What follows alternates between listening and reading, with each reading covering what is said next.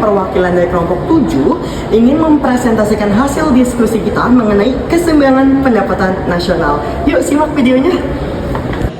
Di sini saya akan menjelaskan tentang pengertian dan komponen keseimbangan pendapatan nasional, yaitu pengertian keseimbangan pendapatan nasional adalah kondisi di mana total pengeluaran dalam perekonomian sama dengan total pengeluaran yang dihasilkan.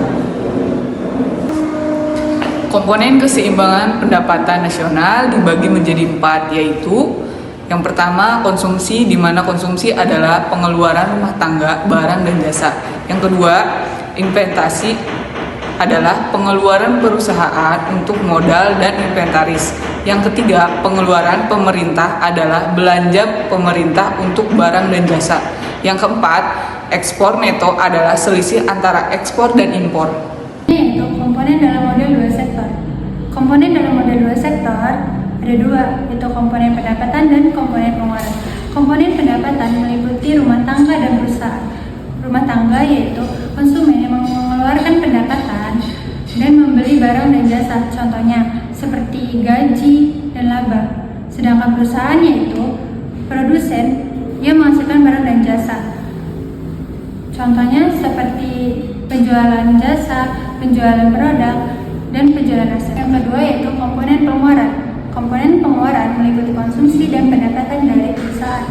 Konsumsi ialah pengeluaran rumah tangga untuk barang dan jasa, contohnya seperti pakaian, alat transportasi, makanan, dan biaya pendidikan.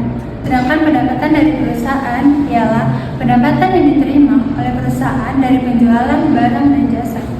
Komponen keseimbangan pendapatan nasional juga mempunyai rumus, yaitu Y semilangan C plus I plus G dalam kurung X dikurang M, di mana Y itu semilangan pendapatan nasional, C itu konsumsi, I itu investasi, G itu pengeluaran perusahaan, X itu ekspor, dan M itu impor.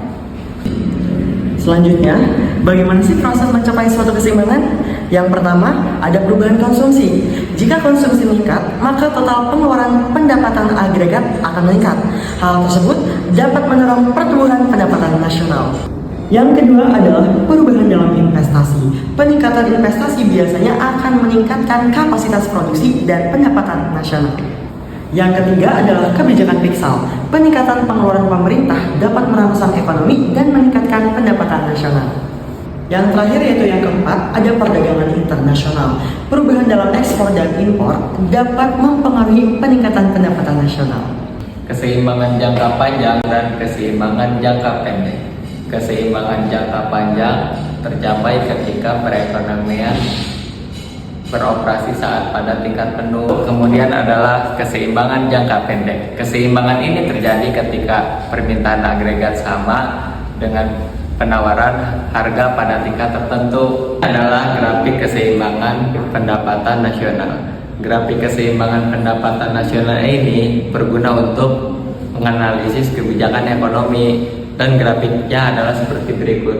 Nah, itulah beberapa penjelasan tentang materi keseimbangan pendapatan nasional. Kurang lebihnya mohon dimaafkan. Terima kasih sudah menonton. Salam sejahtera bagi kita semua. Terima kasih.